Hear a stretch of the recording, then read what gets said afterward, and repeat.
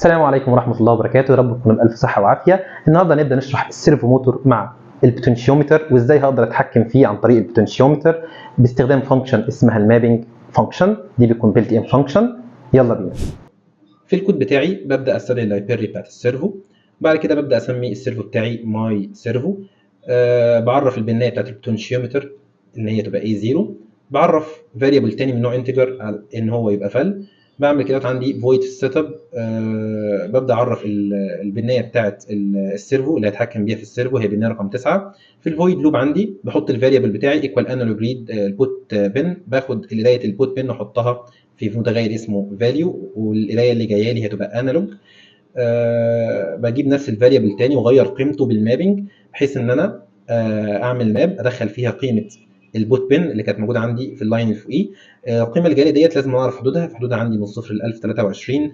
وحدود السيرفو او حدود الانجل بتاعتي بتاعت السيرفو اللي هخرجها هي من 0 ل 180.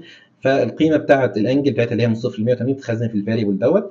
ببدا كده ان انا ادخلها تاني في ماي سيرفو دوت رايت للفاليو اللي هي قيمه الزاويه بناء على قرايه البوتنشيومتر. وبعد كده كل خطوه والثانيه او كل قرايه والثانيه ببدا نعمل ديلي ب 15 ملي سكند. ودلوقتي يلا بينا نشوف التوصيل.